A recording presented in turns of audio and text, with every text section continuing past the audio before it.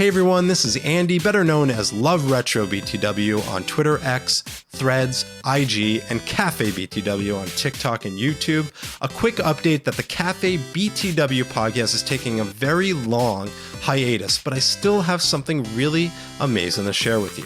We have a fantastic retro gaming community on Twitter X where we've crossed well over 2,000 passionate members. And if you're a lover of retro gaming, this is the perfect place to share your content, showcase your pickups, or just chat about your favorite old school games.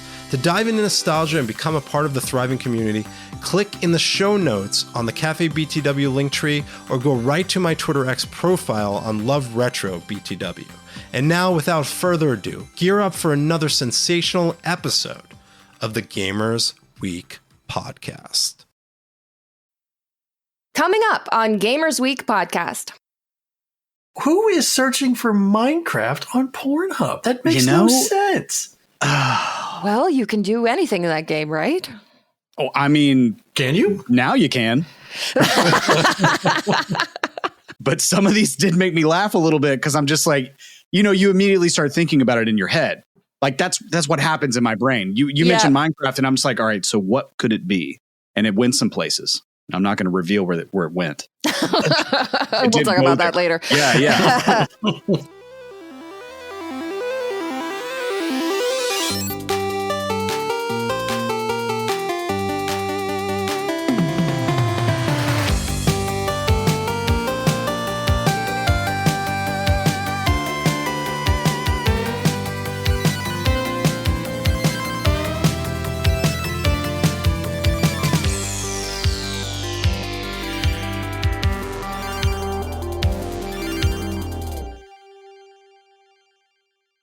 Come on, Pat. Act like you've been here before. I'm just, you know what, Donnie? I've had too many Sprite Zeros. Oh, okay. Oh, he's flying high. Look out. I'm flying high, man. Somebody's partying over here. Too much lemon lime. Yeah. It's dangerous. Well, you'll be happy to know that I am not drinking this evening. So now, why would that make me happy, Donnie? You made me a promise. Why? What happened? Was something going on last time? I don't remember. I plead the fifth.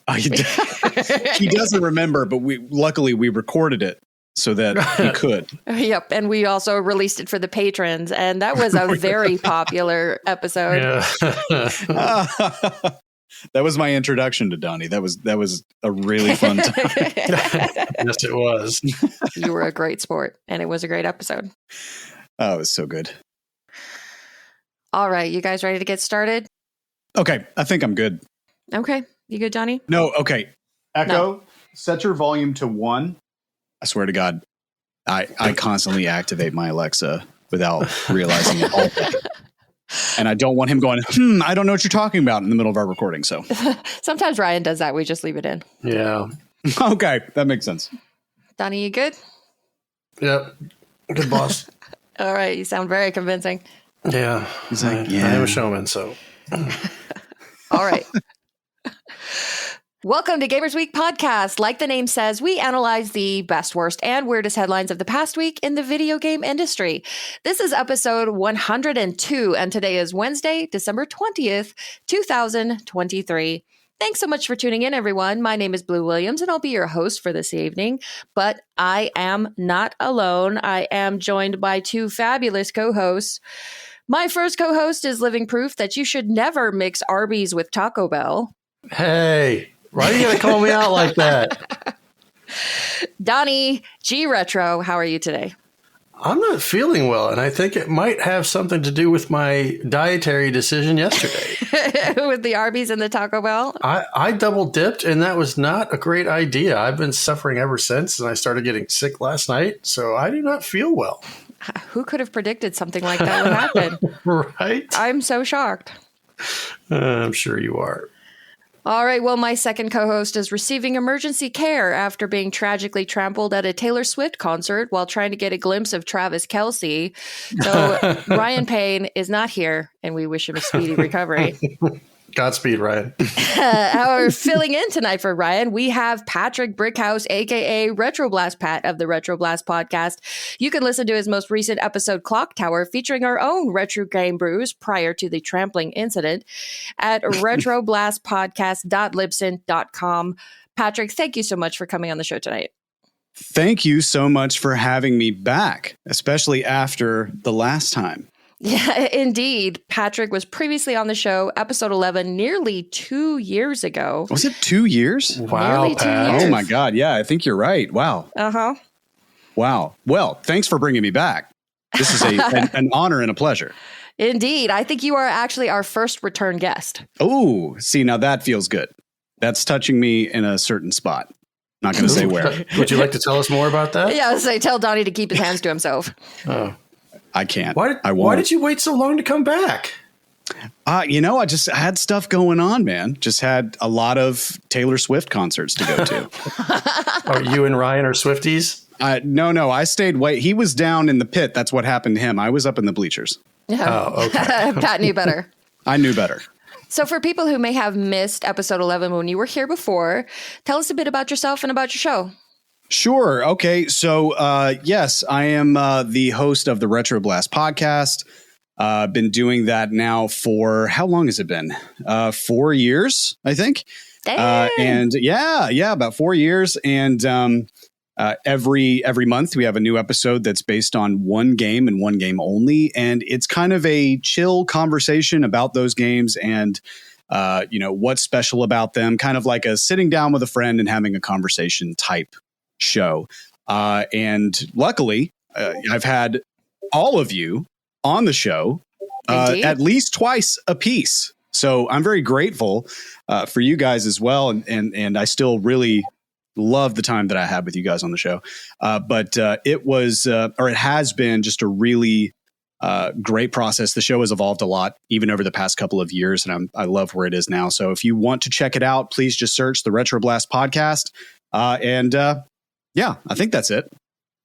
All right. And of course, we'll have links to all of Pat's stuff in the show notes. So when you're done listening here, be sure to head on over and check out his stuff. All right, let's get the show started with our reviews, reactions, and requests. Zach Huge Thanks says, I thought Retro Game Brews was pulling one over on us at the start of Gaming History 101 because he sounded like he was describing the Amigo. Gotcha. The Amigo. The Amigo. Amigo.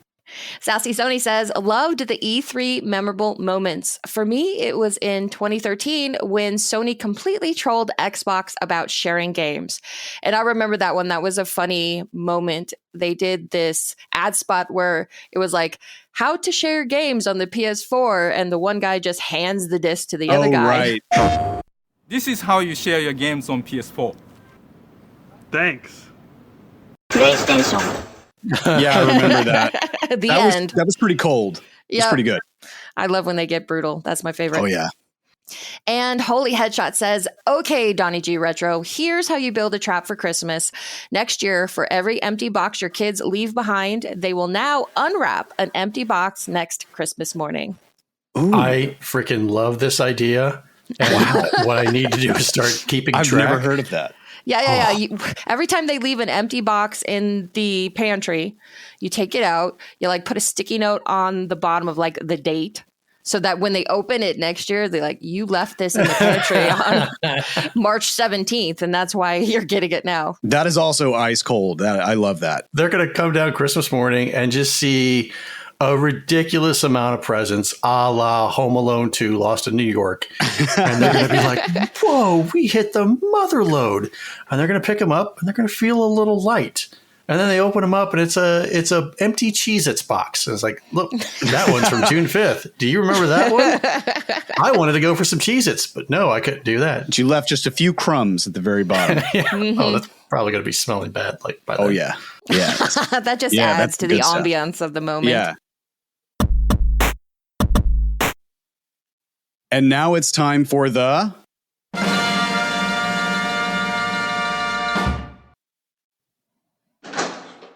Whew. This mansion is insane. Zombies, zombie dogs, giant snakes. I still have no idea why they asked me to come on this mission. I'm literally just a podcast host.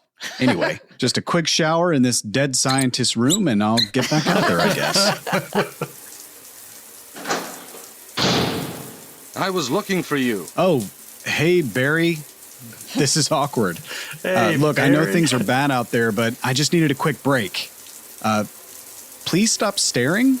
Oh, my God. What?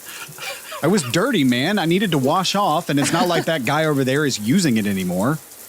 Ah, damn it. I dropped my soap. How about going down to check by yourself? I have a rope here. I don't need a rope. I'll just bend over and get it. Lost courage already? It's not like you. You know what, Barry? Barry, what are you doing? Look at this. Hey, man, come on. That's unprofessional. But that does look slightly infected. This is Chris. Yes, Chris. I know who you are. We were just talking in the main hall. I'm Chris of Alpha Team. Yeah, again, Chris, we literally just ran through a forest from zombie dogs into this mansion.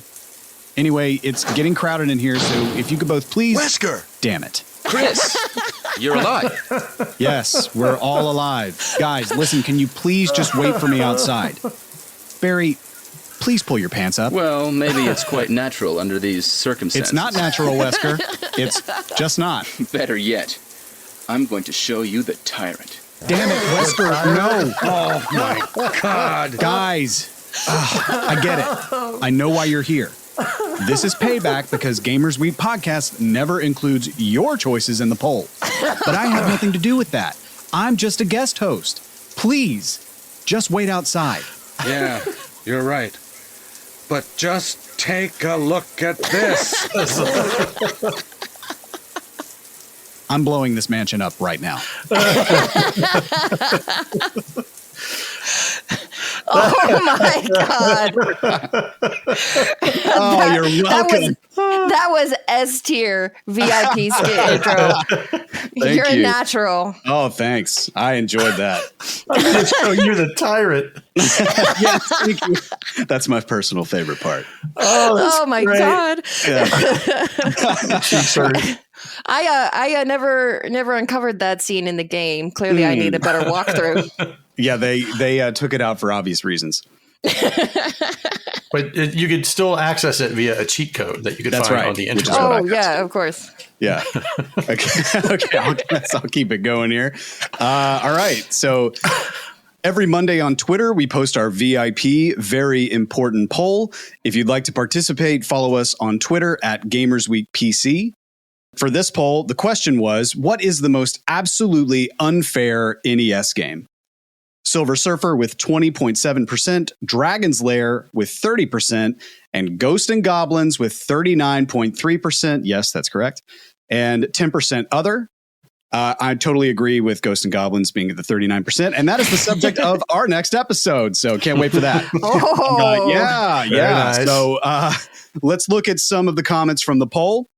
At Winter and Wolf, who said, Akari Warriors on NES stands tall amongst the most bullshit mechanics in a game.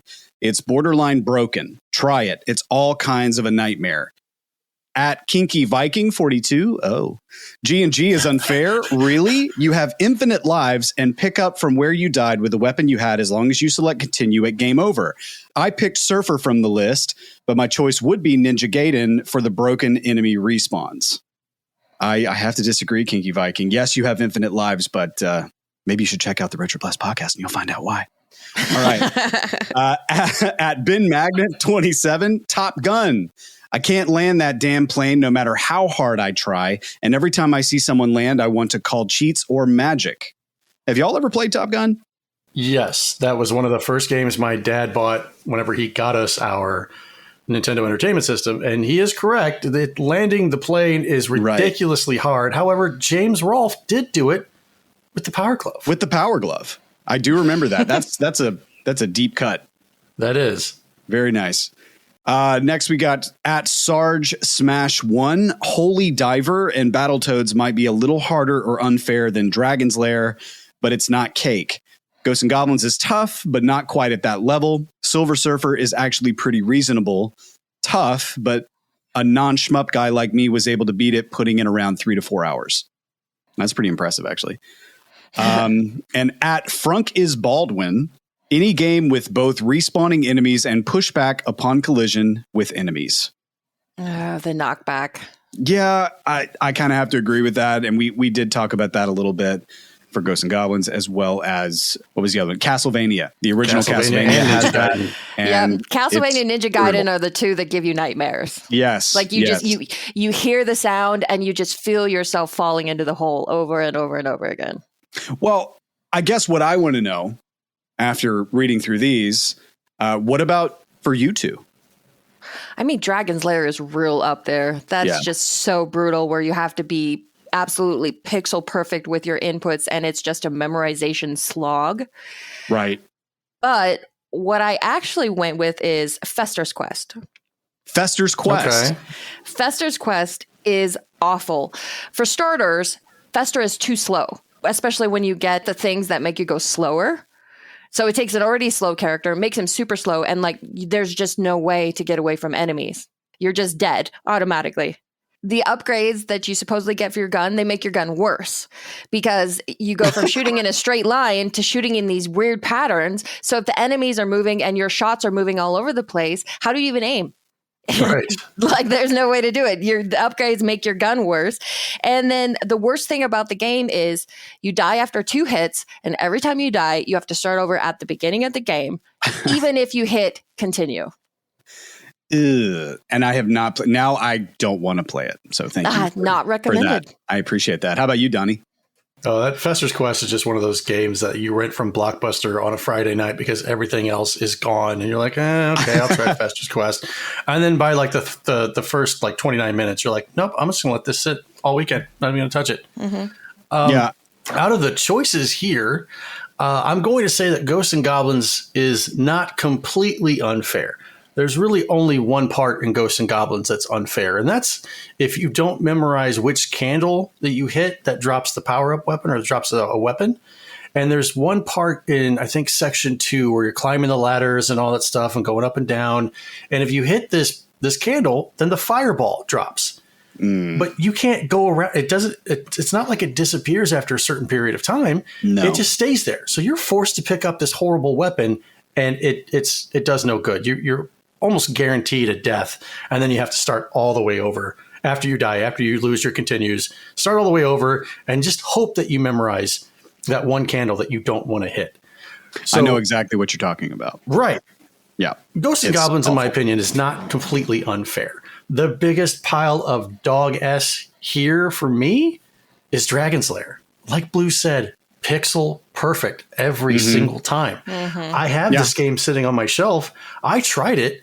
I think I played it for an hour, still couldn't get past the first level.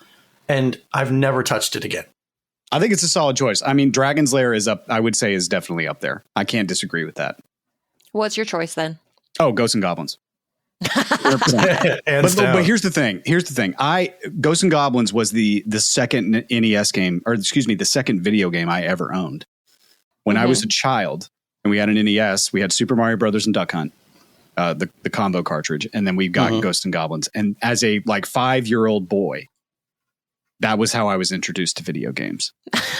So I have a bone to pick. Yeah, I have a bone to pick. Maybe I'm biased, but if I didn't have my history with this game and haven't had, well over 35 years to think about it, I would definitely go with Dragon's Lair. But I know what Donnie's talking about, because there are aspects of Ghosts and Goblins that if you do figure out, it makes it a little bit easier. But yeah, that game is brutal. Either way you slice it. Ghosts and Goblins scarred you from a young age. It scarred my entire life. Yeah. Okay.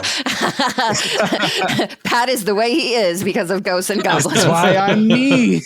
So this upcoming episode with Ghosts and Goblins, when can people expect it? Very soon. The special guest host is actually going to be Davey PGH from The Finer Things.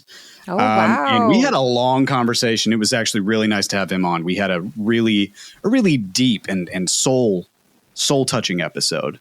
Can't wait to get Davey? it out. Yeah, with Davey. I know, right? If Davey, if you're listening, I'm sorry. But that should be out within probably the next 3 or 4 days. From when you listen to this episode, it should be up by the weekend. Oh, okay. Awesome. Excellent. So right before Christmas. Merry Christmas, everyone. Merry Christmas. Listen to Ghosts and Goblins. Don't play it, though. It's the gift that keeps on giving the whole year. No, it just takes.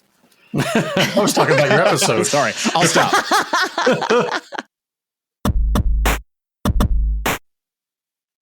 All right, let's move on to our patron shoutouts. We couldn't do what we do without the help of our gorgeous patrons. Here are the generous folks supporting Gamers Week on Patreon. Bill Tucker, The Real Retro Game Brews, Fruitcakes Pickled Pepper, Ducks with Thick Thighs, Wizard of Zardoz, Bobson Dugnut, Loudmoth, Retro Blast Pat, hey!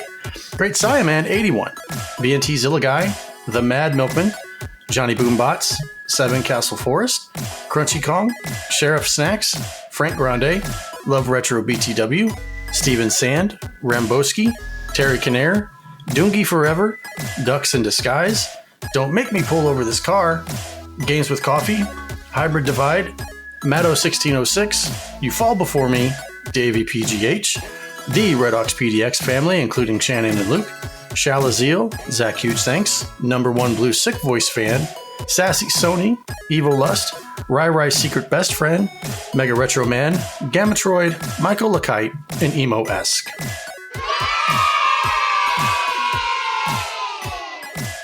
If you like what you hear today, and we really hope you do, please consider joining us on Patreon. Your support helps cover the cost of producing the show, as well as other cool stuff we'll be doing like prizes and giveaways. You'll also gain access to our weekly patron-only bonus cast called Gamers Week Uncut, Patrons with Benefits. Visit patreon.com/gamersweek or follow the link in the show notes to learn more. Now this week, we released the final uncut episode of 2023, and we're going all out. Join us as we meet Santa Claus at the North Pole and help him remember the true meaning of the naughty list. Here's a preview of the patron-only Gamers Week Heartwarming Holiday Special. So how'd you like that story, Santa? That was your attempt to prove to me that you belong on the nice list? That was depraved, horrible, and if I do say so myself, that voice acting sounds as bland as an AI voice. I'm sorry, Santa.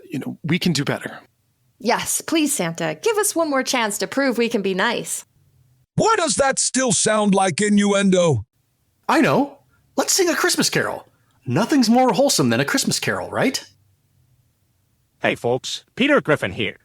Now that the evil Mariah Carey has awakened from her slumber to take over the entire world, I'd like to sing to you a song of joy and happiness, so that it might quell the fear and devastation we are about to experience from her wrath. Christmas is a time for giving to our friends, but there is one gift that you don't want, because that giving never ends. Please don't give me herpes. I can't say that I want them. I know you shouldn't refuse gifts, but I will make an exception. Pragma says he has them. They make his so pumpy. They itch and burn and don't look good. The girls he meets are grumpy. Please don't give me herpes. My wife would be so mad. I wouldn't want to see her face when I told her what I had. So for this year, I'll keep it simple and ask for a beer instead. I do not want a penis pimple, so please don't make me beg. Merry Christmas. Penis pimple. Oh my God. I was not expecting that. I'm so glad I wasn't drinking when that first said, please don't give me herpes. Oh my God, that's so funny. All right, well, on that note of herpes, let's move on to our headline segment. And our headline segment is, of course, proudly sponsored by the Retro Game Club podcast. It's a fantastic, family-friendly retro gaming podcast. In each episode, Rob and Hugh pick 2 games to play and discuss, as well as news, interviews, and other topics. Right now, they want to know, what Evercade hardware are you using or thinking of getting? Send your answers to email at retrogameclub.net or follow the link in the show notes. I do not own any Evercade hardware. I don't either. I've heard of them. Mm-hmm. But no. I do not own any. Is the price justified when I can just go get the ROMs? That's an interesting topic, actually. I mean, for me, it becomes harder for me to consider stuff like this too, because I have an arcade cabinet that I've loaded up with like 1,700 MAME games. Yeah. So I've got like all that, and plus I have a ROG Ally, and I mainly play my ROMs on that, so I really don't need anything else. But for someone who's looking for something, I mean, the price isn't terrible at all. I think it's like What's the rate? Looks like I'm seeing some different prices. Like $100, Is it like I think. 100 to 100 and maybe a little bit more depending on what you get. Not unreasonable. A lot of other, I used to have something called a Retroid Pocket. I don't know if you've heard of those, but that's another one that's about $100 or so. And that can play up to PS1, Dreamcast, and it can actually run GameCube and PS2 if you set it right. So, and that's again in that same price range. So it seems about right. If you want something quick and on the go, it's just not going to have the hardware that you're probably looking for. Mm-hmm. I really like the idea of it because then you can play it on the original hardware. You don't have to mess around with ROMs. Like, it's all done for you. So I really love the idea of it. Fair. Quick and easy. Okay. Should we jump into the next part? Okay. From IGN, Insomniac hackers release stolen data, leak Wolverine videos, future projects, and more.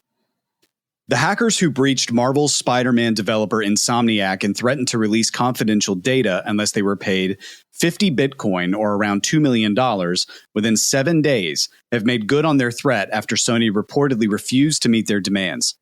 According to Cyber Daily, the ransomware group Rysita released 1.67 terabytes of data made up of more than 1.3 million files, which contain a variety of videos and images showing upcoming game Marvel's Wolverine, personal staff information, and even a contract signed by both Marvel and Sony for future projects. When news of the data breach first emerged, Sony issued a statement saying it had launched an investigation and confirmed no other Sony divisions were affected. Cyber Daily published a statement attributed to a Rysita spokesperson. Yes, we knew who we were attacking. We knew that developers making games like this would be an easy target. Apparently, the Rysita spokesperson said money was the only motive for the attack. The data released includes a slide that reveals Insomniac's upcoming games list. The planned games are Marvel's Venom in 2025, Marvel's Wolverine in 2026, Marvel's Spider-Man 3 in 2028, a new Ratchet & Clank in 2029, Marvel's X-Men in 2030, and an untitled new IP in 2031 to 2032. Another slide shows an extended roadmap that includes multiple X-Men games and a second new IP game released in 2035. Yet another slide details Insomniac's multiplayer ambitions, which include Spider-Man 2 Online for 2024, Wolverine Online for 2026, and X-Men Online for 2028. The X-Men license terms are detailed. $120 million is listed as a development budget for each game, with $30 million earmarked for marketing. All X-Men games are meant to launch by 2035, with PlayStation console and PC down as platforms. Insomniac's Venom game is fully detailed. It's called Venom Lethal Protector and leads into Spider-Man 3, following the events of Spider-Man 2.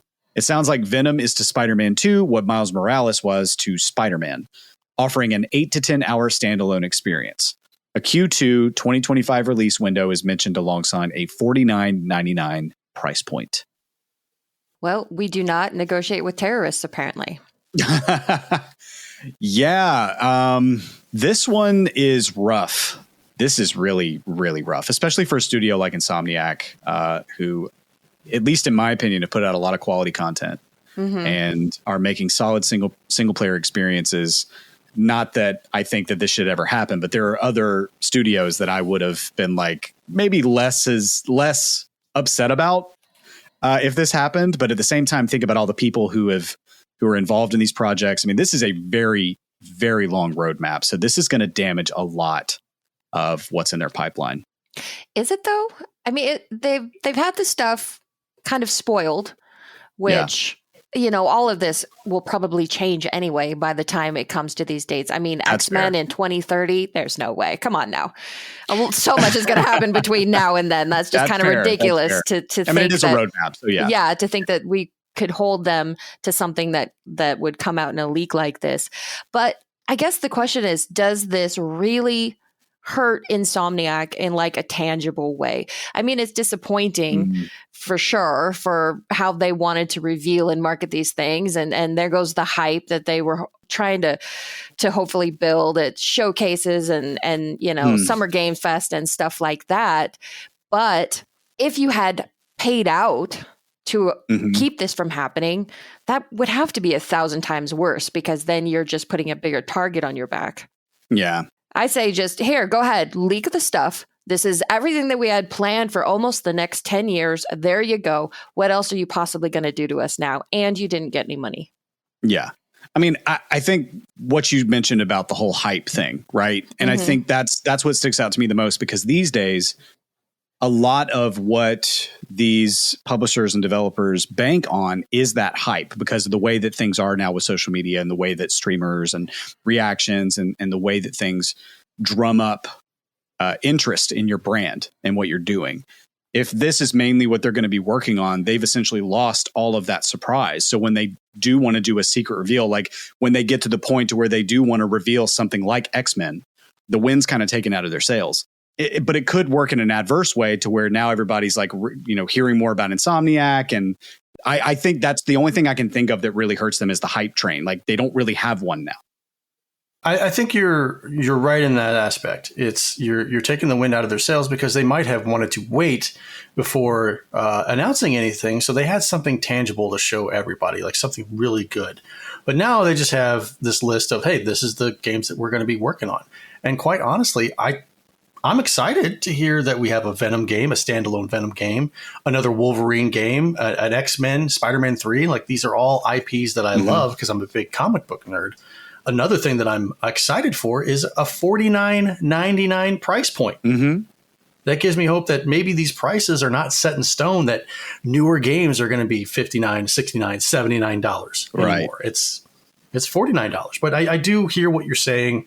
You lose the element of surprise, but it really says something. It's like, we're not going to be bullied. We're not going to be strong-armed. The only negative thing here is the fact that personal staff information was released. Yeah. And I guess one of the big things that came out was a contract signed by both Marvel and Sony for future projects. That makes it sound like Sony is going to have the exclusive on at least these Marvel projects that are mentioned here. Does that mean none of these are going to Xbox? I would assume so. I think with all the acquisitions that Microsoft has made in the past couple of years, this is probably a deal they wanted to lock up as soon as they could, because these are quality games that do sell really well. Insomniac's been nailing it for PlayStation lately. And if Sony was concerned, well, let me rephrase that. Sony was super concerned about the Activision Blizzard deal that went through, was concerned about the market share that it would give Xbox. And so if you want to punch back, I think this is a heck of a way to do it, because these IP are so freaking popular. And if they're going to be on PlayStation and that's it, probably eventually PC, but mostly PlayStation. I mean, if you're a comic book geek, you better get yourself a PlayStation. Yeah, that's a fair point. True. And the console wars, they're back. Alive and well. Have they ever left? No. They got watered down for a little bit, but now with all of these different studios coming in and saying, okay, we're releasing these games only for this system. Now you're kind of going back in the 90s where you were forced to buy another console just to play a damn game. Yeah. I think the console wars ebb and flow over the years, but hot take, I like the console wars. I think it's interesting.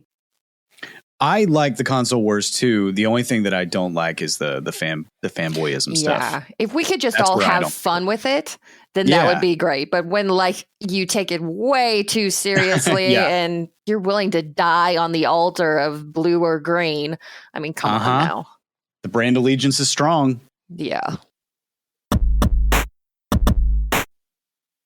From Engadget, Bobby Kotick's reign at Activision Blizzard ends December 29th, 2023. We knew it was coming, but now we have a date. Bobby Kotick will officially step down as CEO of Activision Blizzard on December 29th, 2023. Blizzard and King Vice Chairman Humam Sakhnini will also leave at the end of December. Activision Blizzard Chief Communications Officer Lulu Meservey is out in January, and a handful of other executives will leave in March, according to an internal memo from Xbox boss Phil Spencer. Drink. Kotick has been the head of Activision since 1991. At Activision Blizzard, he oversaw massively popular franchises including Call of Duty, Diablo, StarCraft, and World of Warcraft. And once the company acquired mobile studio King in 2016, he added Candy Crush to that list. The company is a AAA powerhouse, and it generated $7.5 billion in revenue in 2022. Activision Blizzard was sued by California's Civil Rights Department in 2021 over allegations of systemic sexism, discrimination, and harassment at the studio, and executives were accused of fostering a frat house-style culture. The Securities and Exchange Commission filed a separate related lawsuit against the studio a few months later. In November 2021, the Wall Street Journal reported Kotick had long ignored and helped cover up instances of sexual harassment at the studio. In response, workers at Activision Blizzard held walkouts and demanded Kotick's resignation. But a shareholder vote in 2022 kept him in place. Activision Blizzard settled the SEC lawsuit for $35 million in February, and it settled the California CRD suit for $54 million just days ago. Microsoft announced its intent to purchase Activision Blizzard in early 2022, lawsuits and all. The acquisition was approved in October after 21 months of legal arguments and concessions. Once Microsoft's purchase went through, Kotick said he'd stay on through the end of 2023. According to Bloomberg, Kotick is set to make $375 million from the acquisition, and he's expecting a golden parachute of $14.6 million. So the bad guy wins. Yeah, you foster a horrific environment, and what happens? You're rewarded with millions upon millions upon millions of dollars. Mm-hmm. And I'm doing something wrong by being the nice guy. This is one of those instances of what I call failing upwards. Right? Mm-hmm. I mean, Bobby Kotick has been synonymous with toxic. I just think of the word toxic when I think of Bobby Kotick. Nobody that I've ever seen mention his name in any shape or form in the past decade plus has ever had anything good to say about the guy. I'm still mad that he's in Moneyball. Have you guys ever seen Moneyball? Yeah. I guess he's in Moneyball. I didn't pay that close of attention. Yeah, he's he plays the owner of the Oakland A's, where Brad Pitt comes in and Brad Pitt has meetings with him. He's a terrible actor. But that guy? He's in the movie. That's him. That's Bobby Kotick. Why? Yeah, I don't know. I guess he had the money and just wanted to be in the movie. Buy his way into the movie? Did not turn in an Oscar-worthy performance, I can tell you that. Well, he used all his best acting skills when he was covering up the sexual harassment. So there you go. Hey. No, I don't like this guy. It's funny because we sit here and we can say all these things and people can say whatever they want about Bobby Kotick, but the guy is winning. I mean, as far as his bank account's concerned, he's fine. And that's just kind of an indicator of the industry now, especially. And I know he's been with Activision since 1991, but I mean, the guy has been pulling this kind of stuff for a long time and he just keeps getting rewarded. So it really just kind of pulls the curtain back, right? And shows us again that, this is the game industry that we all love, but we're all actively funding people like Bobby Kotick too. Yeah. So when it was announced that he was actually finally stepping down, because we all expected him to, and then he didn't, and now he's finally doing it. There have been a lot of people like, in retrospect, he has been such an important figure in the history of video games. He's helped make the industry what it is today. And yes, by overseeing these franchises like Call of Duty, Diablo, StarCraft, World of Warcraft, not to mention all the mobile games that King owns. Yes, he made Activision Blizzard stupidly successful. He knows how to run a business and make it successful, which of course endears you to your shareholders. And because that kind of money talks, he did play an enormous part in shaping the landscape of the video game industry in the past 30 plus years.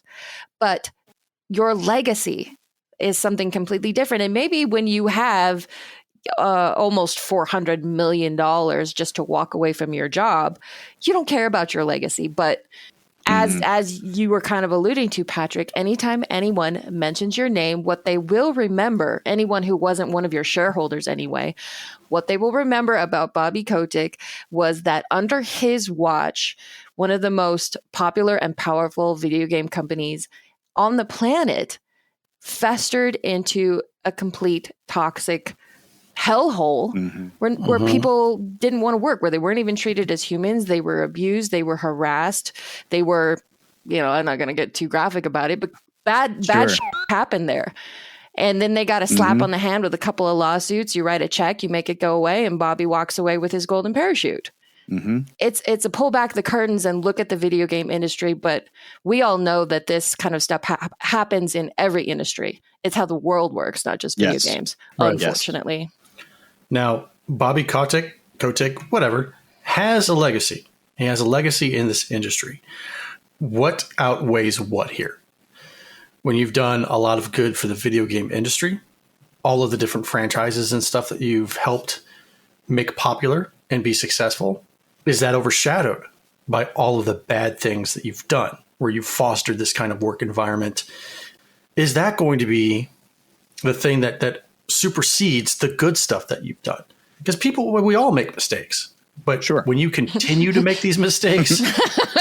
I like how Blue immediately starts laughing when you say that. Oops. Whoops. Right. Oopsie. I'm sorry. Yep. I think when it's this bad, then the legacy that you've built for all of these good things that you've done just goes out the window. I think it should. I think it depends on the perspective of the viewer. What do they value? Do they value goodness and decency and respect and all that kind of stuff? Or do they value money? And so often those things do not go hand in hand. And Bobby Kotick is a prime example of that. But again, he's going to be sipping daiquiris on a beach, some island half the world away, and probably really gives a rat's ass about what the rest of us are saying about him on our little podcasts. Right. I mean, they care about decency when it's good for their marketing campaigns. Right. Of course. Right. That's when they care about it. A lot of that's everywhere now. It's not just the gaming industry by any stretch. It's everywhere. But the other thing to keep in mind here is that, yes, we can talk about Bobby Kotick all day and what he's done, but when he's out, someone else just as effective and quote unquote effective is going to take his place, because the shareholders want the same results, if not better results. So you're going to get another, it's like the Hydra. You're going to get another head's going to grow in that place. It's not just him. They're going to find someone else that's just like him to do the same job. That's true. Yeah, you're not wrong. From Unilad, Pornhub has revealed the most searched video game characters, and it's exposed a lot of people. But no.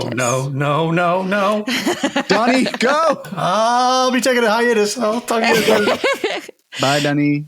It's that time of year again. No, not Spotify Wrapped. It's time for Pornhub's Year in Review. It truly is the most wonderful time of year because it reveals everything users have been searching for throughout 2023. And the results are interesting, to say the least. This year marks Pornhub's 10th year in review insights, with each installment bringing new surprises in users' trends and searches. Among the categories that Pornhub breaks down each year is video games and characters, revealing in which ways the popular pastime of gaming has caused people to get hot under the collar. In the category of most searched for video games, in 10th place was Mortal Kombat, preceded by League of Legends, Valorant, Resident Evil, Genshin Impact, and Atomic Heart, which managed to make it into 5th place. It was Pokemon that came in 4th, while Minecraft earned the title of the 3rd most searched video game, holding on to the popular status it has maintained since 2021. In 2nd place, we had Overwatch, which has also remained in the same place since 2021. And taking the crown, we had Fortnite, also the 3rd year in a row. The most popular video game characters had a lot in common with the most popular video games, which makes sense, though there are a few players who proved more popular than the games themselves. Rounding out the top 10, we have Overwatch's Mercy and Widowmaker, who were clearly popular choices, but apparently not as popular as everyone's favorite little plumber, Mario. I guess you could say he knows his way around his pipe. Hi-yo. Mario was preceded by Resident Evil's Ada Wong, and just missing out on the top 5 was Sonic the Hedgehog, whose speed apparently is not a problem for his Pornhub fans. In 5th place, we have another Resident Evil character, Lady Dimitrescu, followed by Lara Croft from Tomb Raider in 4th. Rounding out the top 3, we have Diva from Overwatch, Tifa from Final Fantasy, and Chun-Li from Fortnite. Yes, you read that right. Fortnite. Donnie, what do you have to say for yourself? If Pornhub had a Wrapped, or if I were to ever, I almost said the next time, but if I were to ever visit a site like this, and they come back and say, "Hey, let's take a look at your year in review," I would be mortified mortified. You don't think people would be posting their Pornhub raps on Twitter the way they do with Spotify? Oh, they totally would. Yeah. This is their most viewed video of 2023. I'm like, all right, that makes sense. Hey guys, it was Minecraft again this year. Yeah. At least I'm consistent. Minecraft. What the hell? Who is searching for Minecraft on Pornhub? That makes no sense. Well, you can do anything in that game, right? Oh, I mean, can you? Now you can. But nobody wants to see Mario laying pipe or Sonic just getting down. I don't. Oh no! Come on, you know that Sonic. I mean, apparently, like fan art. You've seen some of that. Oh yeah, that is true. This is interesting to say. There's a lot to unpack here because when you say like Mortal Kombat, I'm like, okay, you got like Makes Katana, whatever. Yeah. You got all that stuff. But then when you kept going, and I realized that we were going up to the more popular ones, and we were like, right. Pokemon, Minecraft, Fortnite, Valorant, League of Legends. The higher you went, the more they were kids' games. Yeah, I'm like, this is stuff my nephew plays, y'all. Like, what's going on? And Chun-Li from Fortnite? Yep. Chun-Li from Fortnite, where she made her debut as a video game character. Yeah, she's a brand new character right there. Somebody should be shot over that. Well, she had a gun in the game, so Oh my God. So many things wrong with that. But whoever did that, they should be taken out execution style with a Nerf gun, not a real gun. You should be put on your knees in front of everybody out in the parking lot, and you take a Nerf dart to the temple. Yeah, or just pummeled in the back of the head with the Nerf balls. Yeah, the old Nerf bat. Bam, bam, bam. Yeah. Yeah, and Lara Croft, only 4th. In the 90s, if somebody had told you that Lara Croft porn would only be the 4th most searched, would that have shocked you? It'd have shocked me. Yeah, it would have. It just shows you how much things have changed. Yeah, I remember how it was in the 90s. I mean, Lara Croft, just for an example, I remember that she was on magazine covers, like men's magazines. She was on like Maxim. I don't know if y'all remember that magazine. I do. Yeah, she was like heavily promoted that way. And now seeing this, I'm just like, yeah, times have changed. Yep, Lara Croft is old news. Yeah, and I'm not going to kink shame anybody. Like, you do you. You like what you like. That's totally cool. Like, even if it's Chun-Li from Fortnite. Even if it's Chun-Li from Fortnite. But some of these did make me laugh a little bit because I'm just like, you immediately start thinking about it in your head. Like, that's what happens in my brain. You mentioned Minecraft, and I'm just like, all right, so what could it be? And it went some places. I'm not going to reveal where it went. We'll talk about that later. Yeah. The weirdest one to me is Pokemon, right? Because it stars kids and animals. Like, let's be honest. It's a valid point. People are sick. We don't kink shame, but yeah, we don't kink shame, but keep it legal, folks. Keep it legal. Right. As long as it's legal, we don't kink shame. Yep.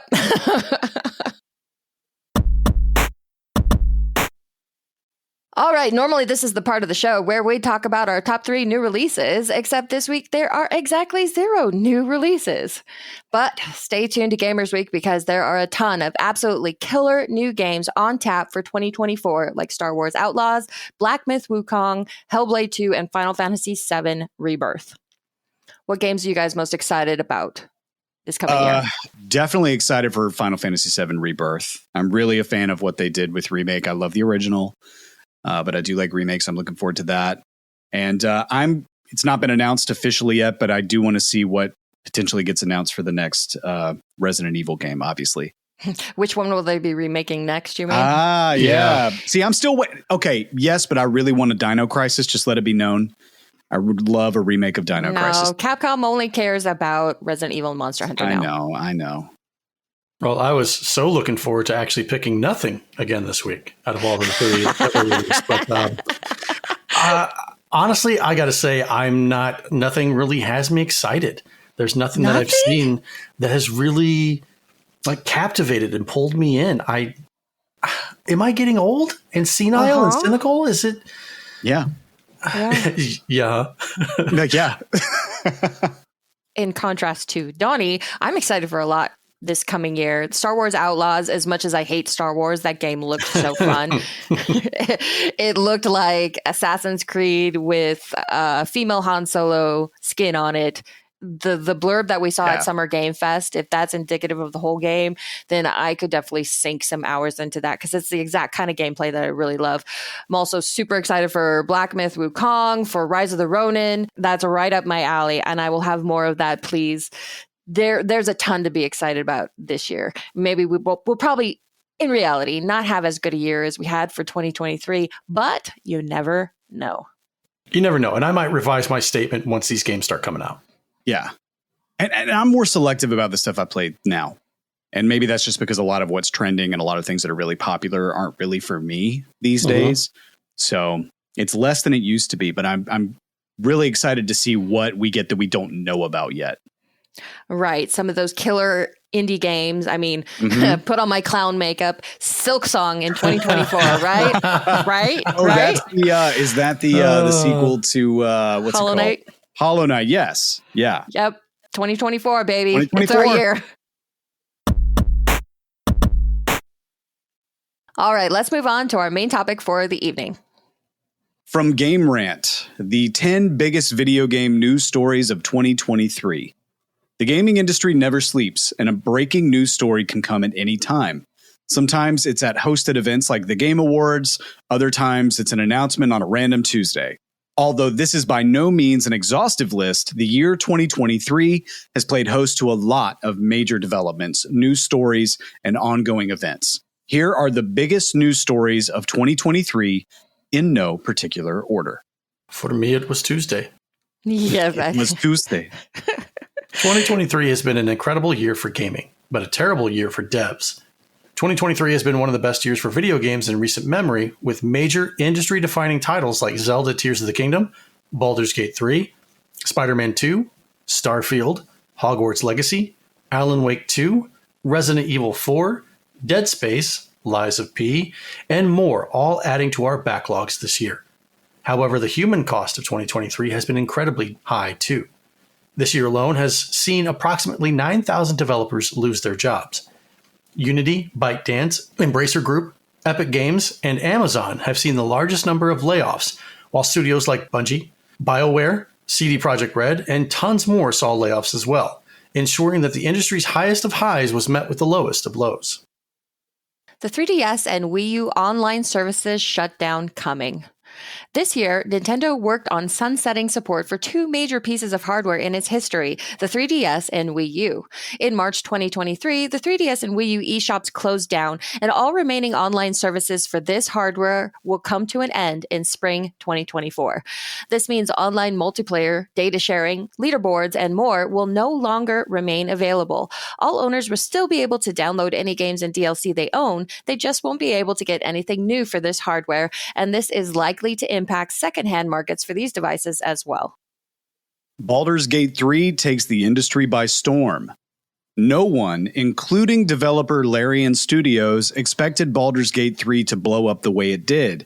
At one point this year, everyone expected Zelda Tears of the Kingdom to sweep at the Game Awards 2023, and games like Starfield were in speculation for possible genre-defining games. Then everything seemingly changed overnight. Baldur's Gate 3 would go on to win Game of the Year at the Game Awards, and it was incredibly well-deserved. Every developer at Larian poured their heart into Baldur's Gate 3, and it feels more and more palpable with every playthrough. Charles Martinet steps away from Mario. In August 2023, it was announced that iconic Mario voice actor Charles Martinet would be stepping away from the role. He voiced Mario and other franchise characters in practically every game for the past 3 decades, with his role as Mario's father in the Super Mario Bros. Movie being his last role in the franchise. Now, Martinet is an official Super Mario brand ambassador, representing the brand he has helped succeed over the past 30 years. SIE CEO Jim Ryan stepping down. In September 2023, Sony announced that SIE CEO Jim Ryan would be stepping down come March 2024. Ryan has been with the company for 30 years and played a major role in the formation of the PlayStation brand we recognize today. Come April 2024, Hiroki Totoki will become interim CEO of SIE until a proper successor is named. Trouble at Embracer Group. 2023 has been a hard year for many developers, publishers, and more given the sheer number of layoffs. One of the worst, however, is Embracer Group. Since 2019, it has acquired over 100 individual studios under various companies, purchased tons of IP and video game rights like Lord of the Rings and more. Many have dubbed this spending spree reckless, and the consequences thereof have been apparent in 2023. Not only has it seen some of the largest layoffs this year, but it has also closed many of the studios it has bought, including Campfire Cabal, Volition Games, Free Radical Design, and Studio Onoma. It has also come to light that the highly anticipated Knights of the Old Republic remake has fallen into disarray under Embracer Group's watch. Microsoft completes its acquisition of Activision Blizzard. After many long legal proceedings, challenges, and plenty of doubt that it would ever close, Microsoft would complete its $69 billion Activision Blizzard acquisition in October 2023. It was a long road, but one that many are no doubt happy to have behind them. Microsoft and ABK have a bright future ahead of them, as many King mobile games, beloved IP like Diablo, World of Warcraft, Call of Duty, and more, all officially settle in under the Xbox banner. Google Stadia officially shuts down. Stadia was a cloud streaming service that Google promised would revolutionize gaming by allowing players to stream games just about anywhere with very minimal internet requirements. Unfortunately, the promise did not live up to reality. After launching near the tail end of 2019, Google would permanently shut down all Stadia services in January 2023, leaving publishers scrambling. Unity policy change attempt leads to dev backlash. In September 2023, Unity announced a pricing policy change that would charge developers per certain installs under certain factors. It was met with immediate backlash, which was worsened by confusing messages about the changes, how these installs would be tracked, and much more. This led to many developers saying they would no longer use Unity, as well as a handful of protests. Many of these announced changes would be rolled back well before they could be implemented, but it created a rift between many would-be developers under Unity itself. Not long thereafter, Unity CEO John Riccitiello, I'm going to try that again. Riccitiello. Riccitiello. I think that's something, right? Unity CEO John Riccitiello stepped down from his role at the company effective immediately. Nailed it the first time, right? Yeah. Absolutely nailed it. Grand Theft Auto 6 finally gets its first trailer. 2022 was a mixed year for the franchise as various videos of GTA 6 leaked online and none of it looked particularly good. However, the hype for GTA 6 was ultimately too strong and Rockstar would finally deliver on this with its first official trailer in early December. Because the game has an official release window of 2025, fans still have a wait on their hands, but they've spent a lot of time already tearing the trailer apart. It stands to reason that every bit of news, every trailer, and so forth before release will get the same treatment. 2023 was a pretty good year for video game news. Going through this right now, like this is a mountain to climb. Yeah. Like every time some sort of disastrous story would come out online and then I'd just be like rubbing my hands together like, yes, yes. Like, yes, that's tasty content. Oh, we love it. More, yes. please. Oh, yes. Oh, yes. That's Sandler. Tasty. Oh, yeah. I think I'm doing a little Pennywise there. My bad. Tasty, beautiful content. I mean, we started out the year with the Google Stadia shutdown, which was not a surprise to anyone, but it still was fun to talk about. And then things kind of went on to a lot of the year was still dominated by the Activision Blizzard acquisition. But one of the biggest aspects of that we talked about was the information leaks that were the result of the poorly redacted documents that just flooded the internet. And then the whole topic of AI as it kind of invaded video games. Yes. Yeah. For good and or mostly for ill. That it's a scary thing to think about because now we now see that AI can generate art. It can generate voices. What's next? Can it actually generate a game?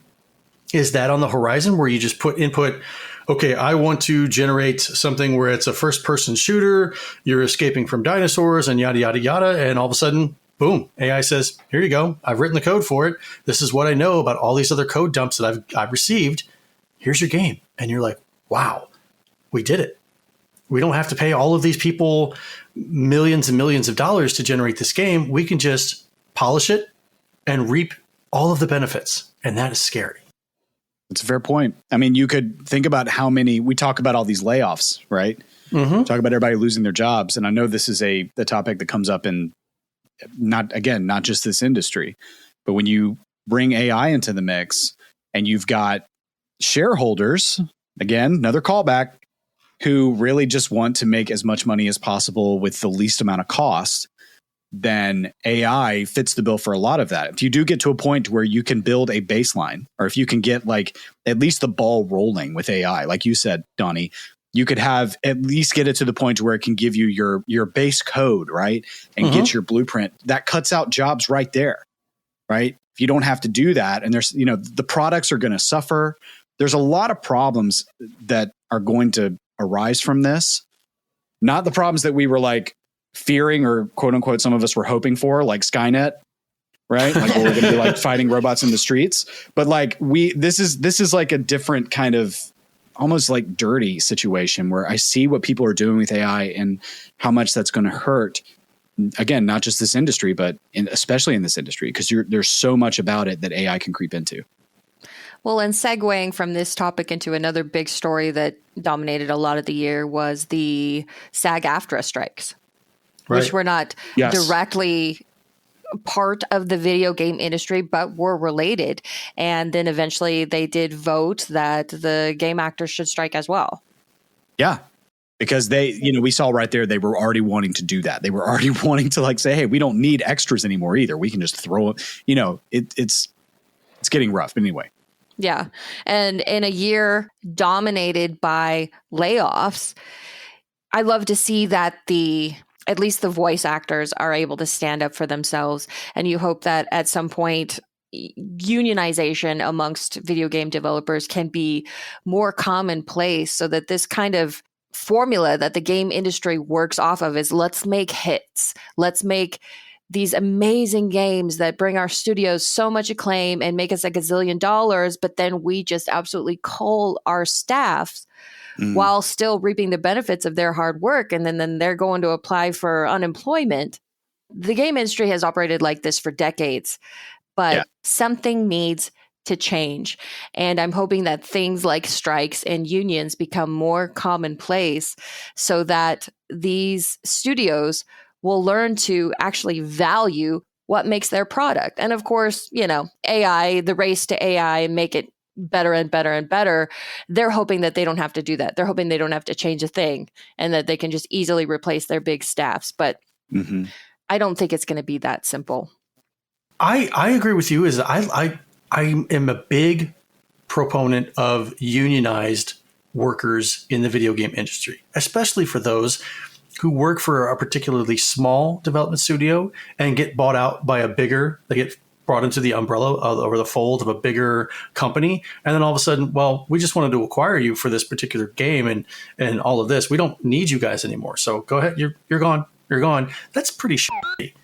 Yeah, no, it's 100%. the dirty secret. It's the dirty secret of video games in 2023, because we had all these amazing games.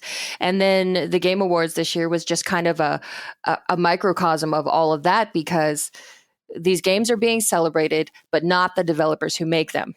The stage time was given to marketing, to trailers, but the actual developers who make the games, they were shooed off the stage as fast as possible. And then not a single word was spoken about what has been going on behind the scenes the whole time. It's like the people at the top of the video game industry just don't want to talk about it. They don't want us to think about it, that they are making these games and this money off the sacrifices of the developers that they just dump in the trash as soon as they don't need them anymore. And that is something that 2023 should be remembered for, as much as, if not more than, how great the games were. Mm-hmm. Yeah, I would agree. Before we move on, let's take a quick break to talk about our sponsor.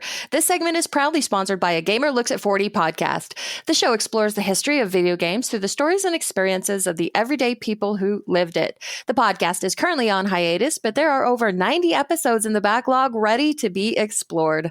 This week, Bill recommends episode 78, an E3 retrospective with the E3 editors.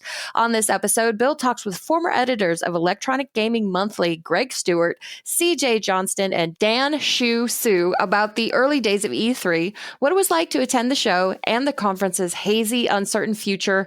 Spoiler alert, it wasn't good. This week's question is, you are cursed to have one Christmas song in your head for the entire month of December. What song would you pick for this horrible, horrible trial? Let Bill know your answer by sending him a tweet at @gamerlooks@40 on Twitter. I don't want a lot for Christmas. Oh, God, why? Now it's in your head. It's festering. Oh, God. You're a... Never said that I wasn't. Is that what you would really choose? It's either that one or Grandma Got Run Over by a Reindeer. Oh. Yeah, that one's pretty bad. That song that was great rough. When it came out and I was a kid. I was like, oh, Grandma got run over by a reindeer. Like, she got. And now they made a music video to it. And I think there's an animated series for it. And I'm just like, really, give it a rest, people. It's not even that great of a song. And so that's what you choose to have in your head all month. Well, yeah, that's what it says. It's like, what song would you pick for this? You are cursed to have one Christmas. Oh. I was like, you're making this way more difficult for yourself. Oh, yeah. I was in the same mindset. I was like, what's the worst song I could pick? And I immediately went to the Chipmunks, Christmas Don't Be Late. Oh, God. I remember that. Yeah, I remember as a teenager, my younger siblings loved that. We had it on a CD, and I hid the CD. I was like, that's it. I've had enough. I've had enough of this fucking CD. Yeah. Once is enough. I want a hula hoop. Oh, no. Oh, no. I forgot about that one.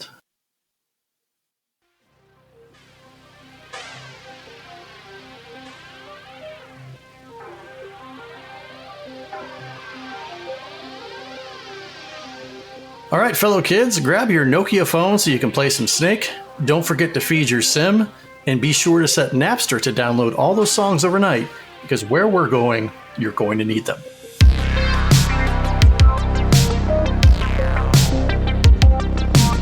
This is the Retro Rewind for December of 2000. Oh. Yeah, we're going in We've there, reached baby. the 21st century. Whoa. No more 90s. We're done with that. We're hitting the 2000s. Taking a look at some of the top Billboard songs and their artists for this month. Independent Woman, Part 1 by Destiny's Child. All my ladies, independent. Oh, yeah. With arms wide open by Creed. Oh. Pat knows. Oh, my bad. All you got to do is you don't even have to say words. You just got to go. So in other words, Creed is like the sleeper choice for when you're going karaoke. Yes. Because you can be drunk and you don't need to know the words. If you're sober or drunk, it's going to sound the same. It Wasn't Me by Shaggy. It wasn't me. I was sitting on the floor butt naked. Yeah, I remember that. Banging on the bathroom. Just that one part. What, you let her catch you? I don't know what to do. Just say it wasn't you. It wasn't me. That's his thing. Okay, I'm just going to say it wasn't me. What do you mean? I saw you. It wasn't me. It just wasn't me, babe. Can I get an album of you just covering these songs? Yep. Exactly as you're doing it right now. You know what? I'm going to do this for you. I'm going to do this for you, singer, Pat. like William Shatner, just sitting there with a cigarette, just going like, it wasn't me. Banging on the counter. It was It wasn't me. It wasn't me. It wasn't me. I wasn't butt naked. Kryptonite by Three Doors Down. Love that song. Mm-hmm. Gotta Tell You by Samantha Mumba. This I Promise You by NSYNC. I'm Sorry, Miss Jackson by Outkast. And The Way You Love Me by Faith Hill. Man, that Outkast album, that hit like a tsunami. Yeah. It did. Loved Outkast. Still love them. Same. Hot at the theaters this month was What Women Want. Blues favorite, How the Grinch Stole Christmas. Castaway. Vertical Limit. Miss Congeniality. That's a great movie. Yeah. Okay. The Emperor's New Groove with William Shatner. Oh, yeah. Deep cut. The Family Man, Unbreakable, 102 Dalmatians, and let's not forget the Oscar-worthy movie of the year, Dude, Where's My Car? Okay, legit though. I love that movie. Absolutely. I saw it in the theaters. And then? And then. Sweet. I love that movie. That movie is so stupid, but it's so fun. There's a lot of good movies on that list. I think I saw Unbreakable was great. Mm-hmm. I remember, oddly enough, I remember Vertical Limit because I was the only person in the theater. It was a good movie though. Like, well, at least at the time when I saw it, it was action packed. It was a lot of fun, but there was no one there to see it. I think it bombed. It did. But what about that opening? I know. So you've seen it, Donnie? Oh, yes, I have. It's so good. Oh my God. Like that's why I never want to do stuff like that with my kids. Yeah, no, don't do that. Your fanny pack will get stuck on something and you'll go, oh my God. That'll be it. Yeah. The only thing that'll be left is your dangling bubble fanny pack. Just hanging there. Oh, nice callback. I like it. So let's take a look at some notes from the readers this month. I was thinking of obtaining a mod chip for my PlayStation so I can play Japanese games, but I've heard that mod chips are illegal. Is that true? Well, according to the Section 1205 of the Digital Millennium Copyright Act, which was signed into law by President Clinton in 1998 but took full effect this October, no person shall circumvent a technological measure that effectively controls access to a work protected under this title. That means you can't use a mod chip on your PlayStation or any other game console to play copied or even imported games. Even if you're using a mod chip to play a legitimate copy of the game, the use of that device in itself is illegal under the law. How do you guys feel about this? I'm a person that had a mod chip in my PlayStation, so I was allowed to play Japanese games and whatnot. Back then, it was relatively, I guess, unheard of or difficult for somebody in the U.S., the average person in the U.S., to go out and obtain a Japanese PlayStation, let alone Japanese games. Yeah. So why wouldn't I do something like this in order to, A, still give somebody else money for these games, like the Japanese versions of the games, if I have this mod chip installed? They're still making the money. So to me, it doesn't make sense. I think it's silly. Are you really going to enforce this with your average person? Are you going to go to houses? Are you going to examine everyone's PlayStations? Are you going to make sure that nobody's using it? And then if you find somebody who's using one, what are you going to do? Right. Are you going to fine them? I mean, the enforcement of something like this is so absurd to think that you could actually do it. So why make it a law? Yeah, I was just thinking the same thing. Like, how is that enforceable? It's not. I mean, even back then, I mean, eBay was around, of course, right? But I guess that would be a way to do it. Or if you went to Japan and bought one or whatever, or if you bought a PS2 there, or I don't know. I didn't have that kind of money to do that in 2000 for sure. I had barely had enough money for ramen for the week. Same here. So even today, like, I don't know how that's particularly enforceable. So it's not. I mean, last year I think I bought a modded 3DS. It's the same principle. Oh yeah, they're all over eBay. There's tons of modded consoles listed on the internet right now. Right. So despite this being illegal, they have never been able to enforce it. They've never been able to stop it. It's a waste. You're right. It's a waste of money and resources. It's a waste. All right, let's take a look at the video game news. Walmart and Kmart recently announced that they will be carding customers who buy mature-rated video games to ensure that the purchases are 17 or older. Given the content of these games, we decided it was the right thing, said Walmart spokesperson Jessica Mosier. Last spring, Montgomery Ward and Sears stopped selling mature-rated games altogether after Illinois Attorney General Jim Ryan organized a sting operation in which children were able to buy such games in 32 of 32 stores surveyed in Illinois. A Kmart official told the Chicago Tribune that the M-rated games weren't banned from the retail chain altogether because the games are legal and demanded by customers. You see what happens when you F with video games, Montgomery Ward and Sears? You're not around anymore, are you? That's why. I just have this vision of, remember the cop in South Park that goes on the busts? And he's like, freeze! Oh, yeah. I imagine that kind of comical person setting up the sting operation for kids to buy video games. I remember I worked at Funkoland, oddly enough, when I was in my senior year of high school and into college. So about 2002. And that was around the time Grand Theft Auto 3 was really popular. Mm-hmm. And we had a ton of those copies. We had drawers full of them. We were selling them every day. It was the most popular game we had, bar none. And we had that issue where my boss was like, make sure that you always ask, if there's a kid or whatever. Like, we had to do that, but the parents never cared. Like, in almost every case, they never cared. So I remember distinctly, kids coming up and saying like, "Oh, I want the GTA," and the parent be like, "Yeah, sure, just that one. I need that one." Like, they just don't want to be there. They didn't care. And I'd be like, I had to still say to them, "Sir, just so you know, this game is rated M for mature." And he's like, "Yeah, cool."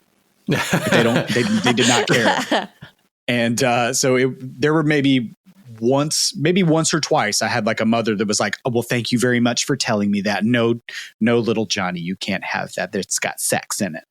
So there was that. He threw a shitstorm. There's sexual situations and you're not old enough for that. And he's like, "Mom, I'm 26. Pour one out for little Johnny. Yep. Poor little Johnny. Adding more attention to an overstimulated hardware launch, Sony announced a revised shipping schedule for the in-demand PS2 just 1 month before the console went on sale.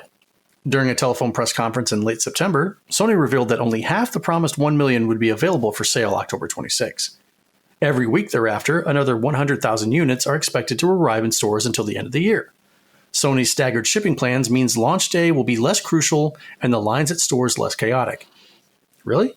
In truth, 500,000 units is a lot, the largest single launch unit in industry history, and 150,000 more than Nintendo could muster for the N64 launch in 1996. And if you do the math, your chances have actually improved. Sony is now estimating 1.3 million units by the holidays, 300,000 more than the E3 promise. However, the company concedes that everybody who wants a PS2 this year won't get one. Another 1.7 million are expected before March of 2001. And the holiday disappointment is setting in. Yeah, I mean, if you just change the year and change it from PS2 to PS5, it really doesn't sound that different. Nope. No. We've been dealing with this stuff for decades. The game's released this month, and get ready. Strap in, guys, because the titles are insane. Disney's Donald Duck Going Quackers for the N64. I think I have that on Game Boy Color. Oh, my God. Indiana Jones and the Infernal Machine for the N64 and Game Boy Color. NCAA March Madness 2001 for the PlayStation. Pokemon Puzzle Challenge for the Game Boy Color. Polaris Snowcross for the N64. Prince of Persia 3D for the Dreamcast. Star Wars Battle for Naboo for N64. Theme Park Roller Coaster for the PlayStation 2. Warriors of Might and Magic for the Game Boy Color. And WCW Backstage Assault for the N64 and the PlayStation. So not a lot of people are asking for video games for Christmas. No. Well, the good thing about this is that so many games came out in the September, October, November timeframe that they pretty much made up for this abysmal release schedule in December. Now, granted, a lot of games came out in North America. I'm sorry, not North America, but in Japan and Europe in the month of December. But North America did not get them. We were on the naughty list. Apparently. All right, kids, thanks for hanging with me this evening. I gotta go. I'm supposed to be online in an AOL chat room. This girl I've been talking to is extremely attractive. Well, at least that's what she tells me. Can you believe we're dating on the internet? ASL, man. Exactly. 46 male, 2 hours away.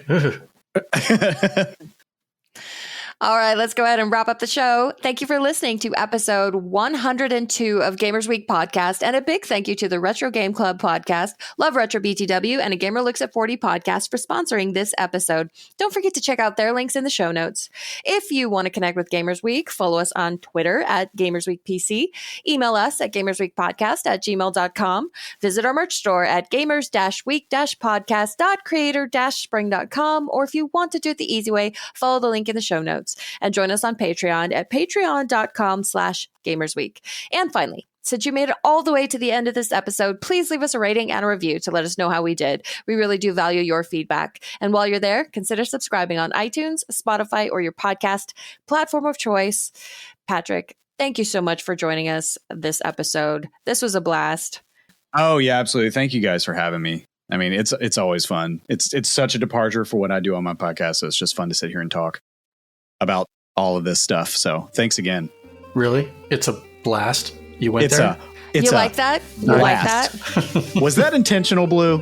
Of course it was. Was that? Everything she does is intentional. Every single thing. Planned out weeks in advance. She's like, oh, I've got a real zinger.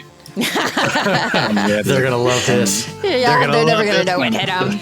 Wait till they get a load of me.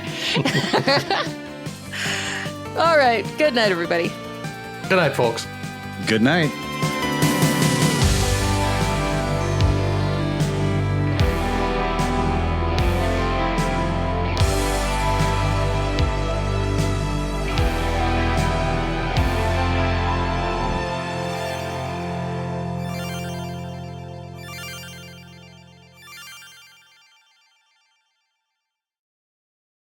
I'm going to show you the tyrant.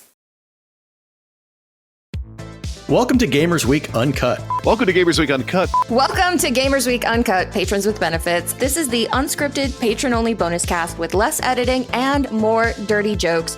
We don't know where the conversation will go, but we're sure it will be weird. This fish just went right on my nipple, and I'm just like,